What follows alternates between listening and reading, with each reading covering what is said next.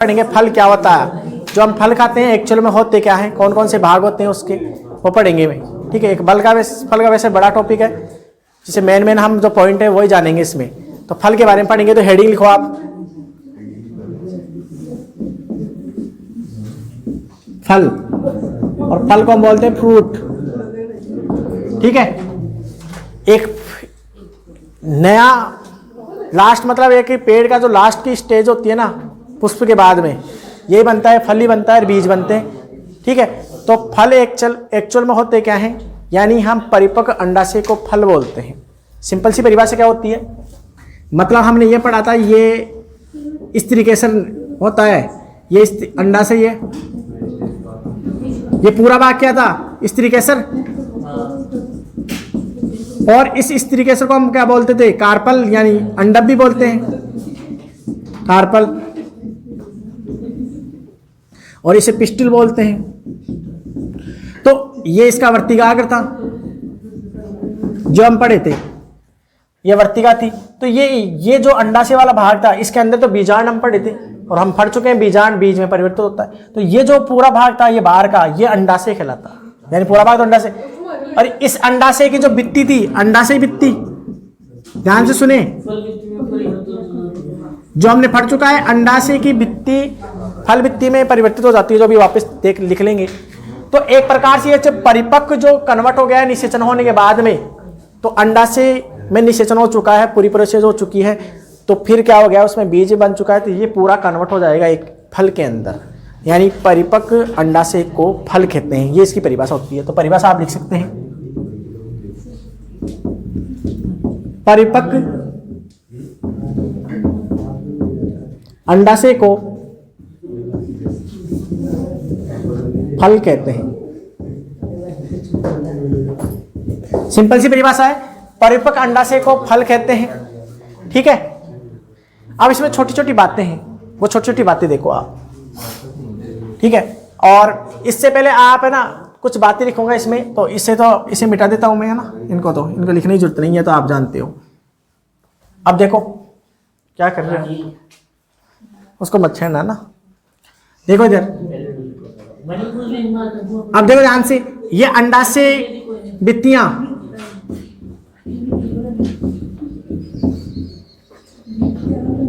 अंडाशय भित्तियां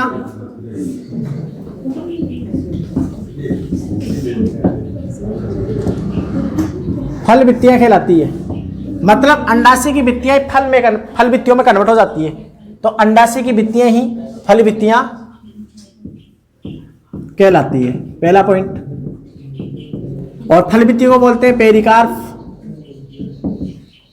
पेरिकार्प। ठीक है, पेरिकार्प। अब ये 3 प्रकार की भित्तियां भी हमने लिखी थी, वो वापस लिख सकते हो आप। 3 प्रकार की भित्तियां, 3 प्रकार की भित्तियां हमने पढ़ी है। कौन सी, सबसे बाहरी फल भित्ति, सबसे बाहरी फल भित्ति। अब इधर देख लो, लिख लेना बाद में, तो देख लो, समझ लो एक बार, बाद में लिख लेना सारा, मैं एक बार लिख दो ना। सबसे बाहरी जो फल भित्ति होती है उसे हम बोलते हैं क्या, बाह्य फल भित्ति। क्या बोलते हैं, बाह्य फल भित्ति। इंग्लिश में क्या बोलते हैं, एपिकार्प। कार्प शब्द किसके लिए आता है, कितनी बार बता दिया, कार्प शब्द किसके लिए आता है, फल के लिए। ठीक है, और मध्य फल भित्ति, सबसे बाहरी, तो मध्य फल भित्ति जो मध्य भाग में होती है, उसे क्या बोलते हैं हम इंग्लिश में, मेसोकार्प। और सबसे अंदर की ओर, सबसे भीतरी फल भित्ति, जिसे हम क्या बोलते हैं इंग्लिश में, एंडोकार्प। तो ये तो हो गई। अब किसमें कौन सा भाग खाने योग्य होता है, ठीक है, ये अभी हम चर्चा कर लेते हैं। ठीक है, फिर इनके प्रकार भी पढ़ेंगे, फल के प्रकार भी। ठीक है, जैसे आप एग्जाम्पल ले लें, तो एग्जाम्पल में जैसे आपको बता दूं, जैसे 1-2 एग्जाम्पल बता देता हूँ आपसे। जैसे आप आम खाते हो, आम,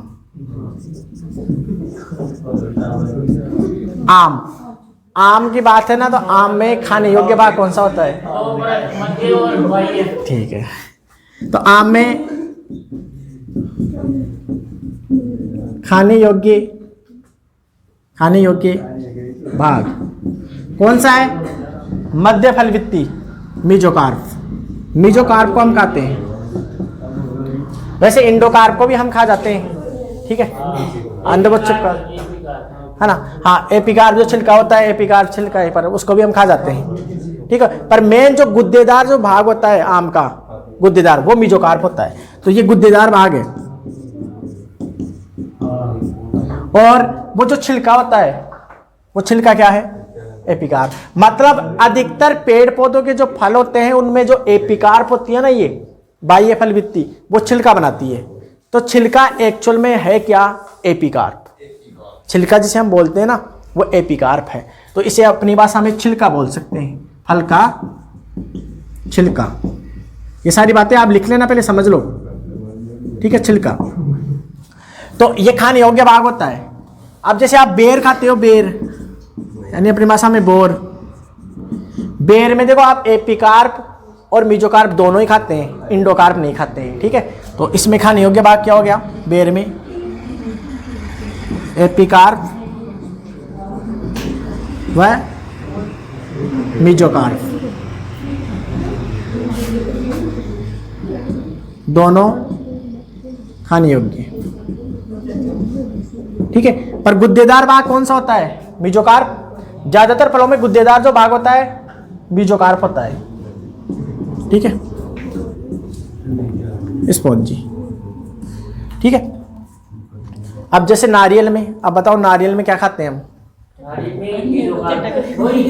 ना हम एपिकार्प खाते हैं, ना मीजो खाते हैं, ना इंडो खाते हैं। कौन सा नहीं खाते उसमें? हम बीज खाते हैं उसका, वो चटक उसका बीज है, बीज खाते हैं हम।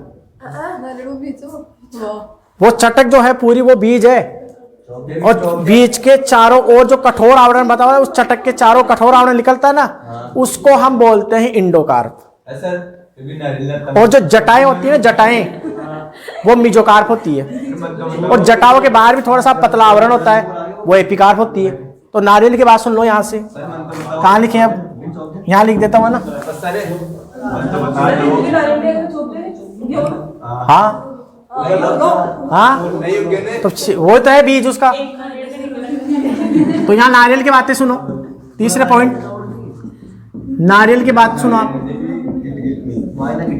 नारियल यानी क्या बोलते हैं? कोकोनट, ठीक है। तो इसमें क्या होता है?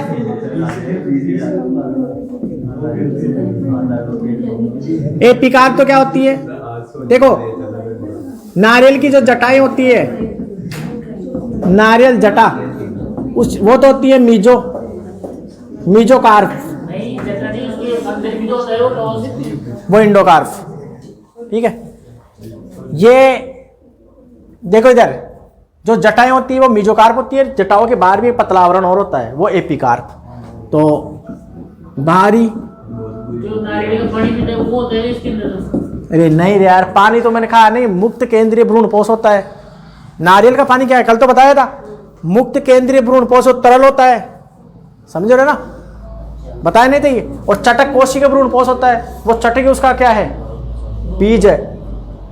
तो बाहरी परत ये पतली, ठीक है, ये होती है, पतली होती है, मतलब पतली परत।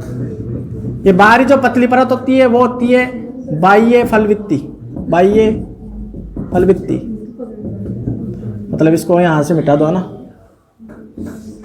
बाह्य फलवित्ती, यानी इंग्लिश में क्या बोलते हैं फलवित्ती को? एपिकार्प। और जो नारियल का कठोर जो आवरण होता है वो चटक के पहले होता है ना, उसे बोलते हैं। तो कठोर, और आपको मेरी बात सुनो ध्यान से, मैंने कितनी बार बोला है कि एपिकार्प छिलकाई बनाती है हर जगह। मीजो अधिकतर क्या होती है, पर नारियल का उल्टा, नारियल में जटा अलग होगी, ज्यादातर गुद्देदार भाग खानी होगी, मीजो ही होता है। और नारियल ये मध्य भाग होगी, और जो कठोर आवरण होता है वो इंडोकार्प होती है। ज्यादातर फलों में जो कठोर भाग होता है वो इंडोकार्प होती है, ठीक है। तो कठोर भाग वो इंडोकार्प होती है, इंडोकार्प यानी अंतफलवित्ती, अंत फल वित्ती। अब खाने योग्य भाग कौन सा था? खाने योग्य भाग कौन सा है? बीज। तो बीज जो नारियल का बीज होता है, चटक, जिसको चटक बोलते हैं, ये खाने योग्य है, ये खाने योग्य है। ठीक है, ये इसको लिखो, आप इन सबको लिखो, फिर और बताते हैं। आगे देखो,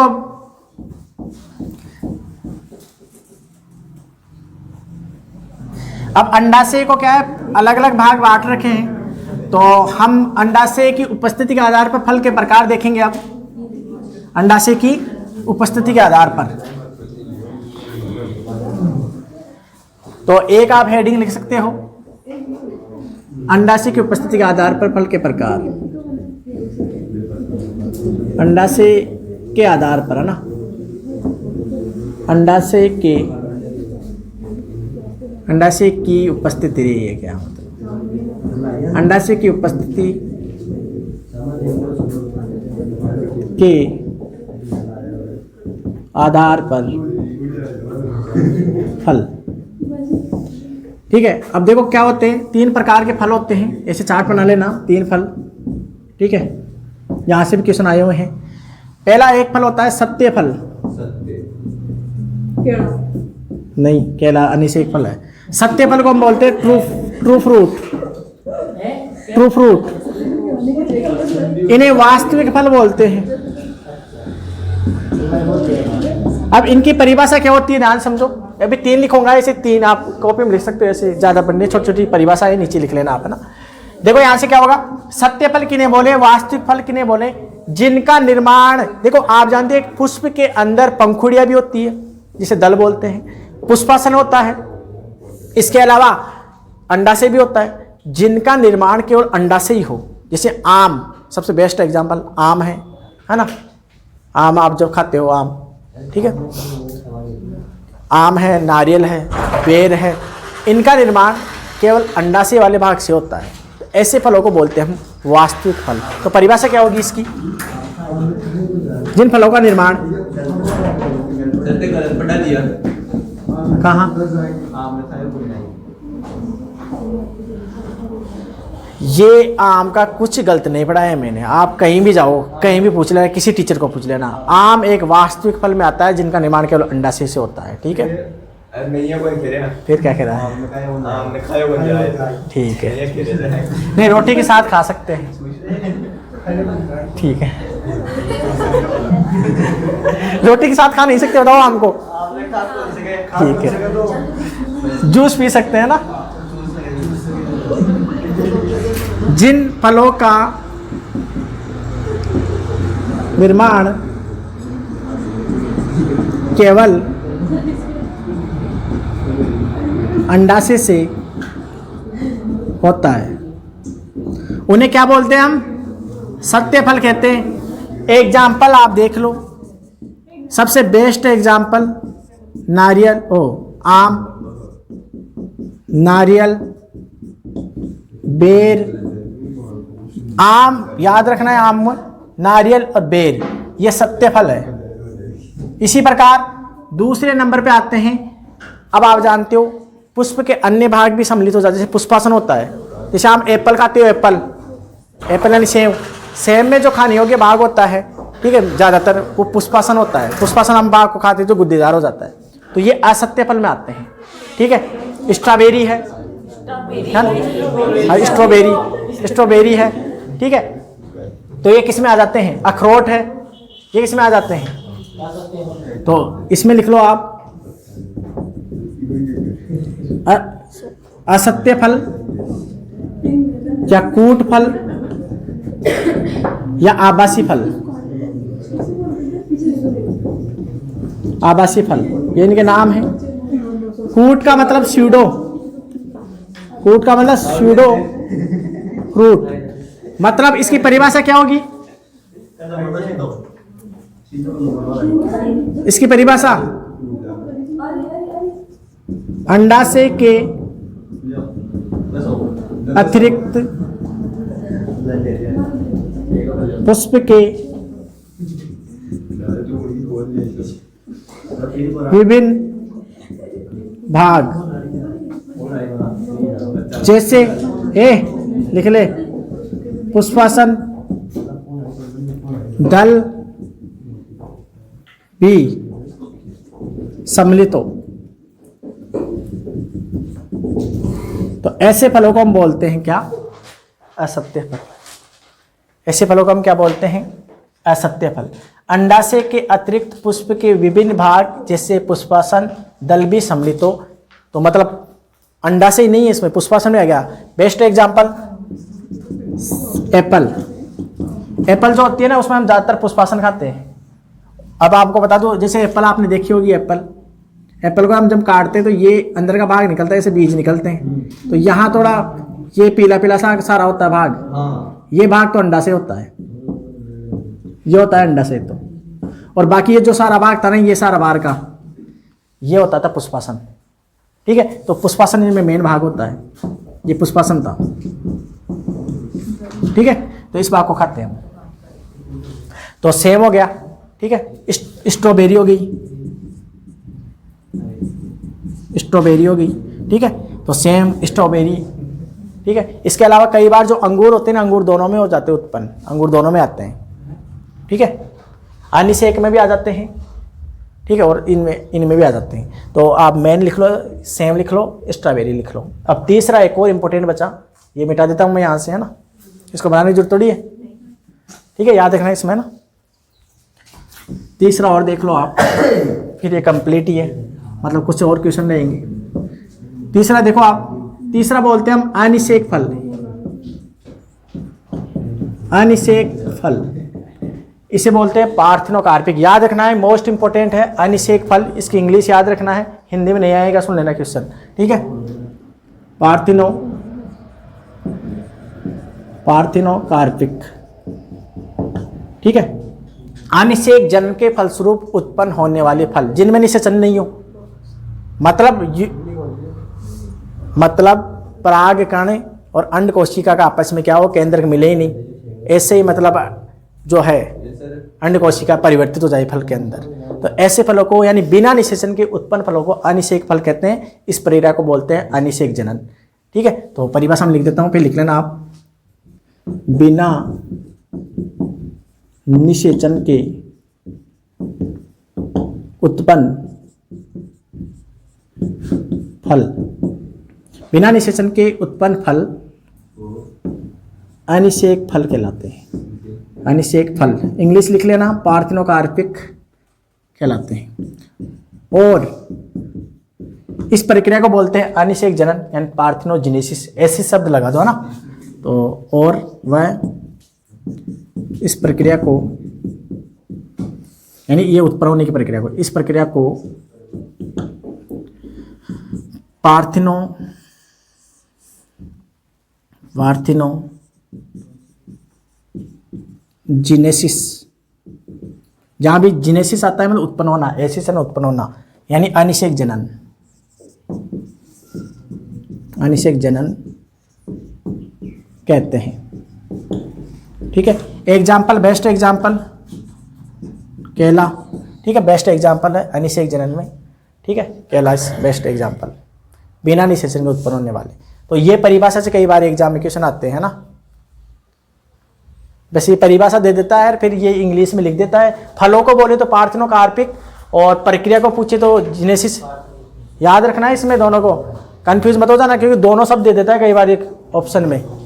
अब वो फल पूछ रहा है कि प्रक्रिया पूछ रहा है। ठीक है, वो आपको याद देखनी है आपको। तो ये थे फल के प्रकार। इसके अलावा और बच गए, जैसे फल के और प्रकार बच गए, इसे लिखो। फिर लास्ट एक को थोड़ा सा और है, 10 मिनट का काम, इसको कर देना। अब देखो, ये तो अंडाशय के आधार पर पढ़े थे हम, अंडाशय के आधार पर या अंडाशय की उपस्थिति के आधार पर, है ना। उपस्थिति तो है ही, वैसे अंडाशय के आधार पर थे प्रकार, अंडाशय के आधार पर, है ना। कुछ फल ऐसे होते हैं, वैसे आपको फलों को बताऊं तो फलों को मुख्य रूप से 3 भागों में बांटा गया है। ठीक है, एक होते हैं सरल फल, एक होते हैं पुंज फल पुष्प के आधार पर, और एक होते हैं ग्रंथिल फल। ठीक है, पर इनमें मैं मेन में डायरेक्ट 3-4 लाइनें लिख रहा हूँ, इंपॉर्टेंट, वो इंपॉर्टेंट है आपके लिए। तो ये लिख लेना आप, सरल फल के प्रकार, है ना। सरल फल के प्रकार, इसका मतलब होता है केवल एक जायांग से एक ही फल बनता है, इसका मतलब ये होता है एक जायांग से या एक जायांग से एक ही फल उत्पन्न होना। ठीक है, जायांग बोल दो या इस तरीके से बोल दो। ठीक है, तो इसकी इकाई इस तरीके से होगी। तो एक जायांग से एक ही फल उत्पन्न होता है, ऐसे सरल फल है। जैसे डायरेक्ट लिख रहा हूँ मैं, कौन से कुल के कौन से फल कहते हैं। जैसे आपसे अभी नारियल, हम नारियल लिखे थे, बादाम लिखे थे। तो पहला पॉइंट, नारियल, बादाम, बेर, ये क्या है, इनके अंत फल वित्ती ज़्यादातर कठोर होती है ना, अंत फल वित्ती। इंडोकार कठोर होती है, इसलिए इन्हें क्या है, स्टोनी फ्रूट कहा जाता है। तो ये जो फल का प्रकार है ना, उसे बोलते हैं ऑस्ट्रेलिया ड्रूप। ड्रूप, तो एग्जाम में ये पूछ लेते ड्रूप, ये पूछे हुए हैं। निम्न से ड्रूप का उदाहरण है, ड्रूप फल का उदाहरण है, नारियल दे दिया, नारियल क्वेश्चन आ जाता है ज़्यादातर, नारियल। तो ड्रूप फल का उदाहरण है ना, ये प्रकार है, मतलब ये प्रकार है, इधर प्रकार, ये एग्जाम्पल। ठीक है, तो ड्रूप को क्या बोल सकते हैं, ड्रूप बोल सकते हैं। इसके अलावा हम, ये कठोर होती है, अंत फल वित्ती, इसलिए स्टोनी फल भी बोल सकते हैं, स्टोनी फ्रूट। ठीक है, इसी प्रकार जैसे कुकर बिटेसी कुल होता है ना, कुकर बिटेसी,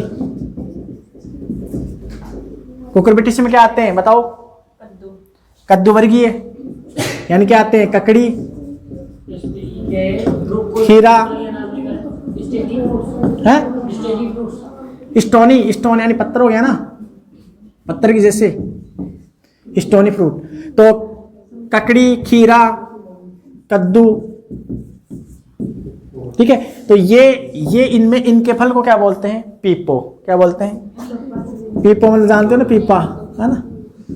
ठीक है, पीपो बोलते हैं, याद रखना है। और जो सेम आती है, सेम, इसे पोम बोलते हैं, पोम, पोम, पोम में आती है। ठीक है, इसके अलावा आप जैसे ग्रेमिनी कुल जानते हो ना, ग्रेमिनी, ग्रेमिनी को पोएसी कुल बोलते हैं, जिसमें क्या आते हैं, गेहूं, ज्वार, जो भी आते हैं ना, मक्का है ना, बाजरा। ठीक है, वो लिख लेना आप ना। इनके कुल, उनके फल को क्या बोलते हैं, कैरियोप्स। तो कैरियोप्स या कैरियोप्सिस नहीं, कैरियोप्स, हाँ कैरियोप्सिस लिख दो ना। ठीक है, याद रखना, ये क्वेश्चन भी आया हुआ है कैरियोप्सिस वाला। ठीक है, ये दिख रहा है यहाँ तक।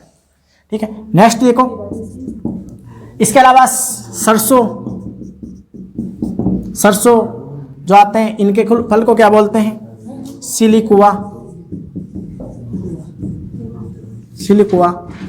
ठीक है, इसी प्रकार आगे और देख लो आप, जैसे दालों वाला आता है ना, दालों वाला, दालों वाला, जिसे हम फेबेसी कुल बोलते हैं, फेबेसी कुल या लेग्यूमिनेसी। तो लेग्यूमिनेसी बोलते हैं, इसलिए इसके 3-4 नाम हैं। इनके फल को हम लेग्यूम भी बोलते हैं, या सिम भी बोलते हैं, या पोड भी बोलते हैं। ठीक है, तो लेग्यूम, सिम या पोड, ये इसके नाम होते हैं।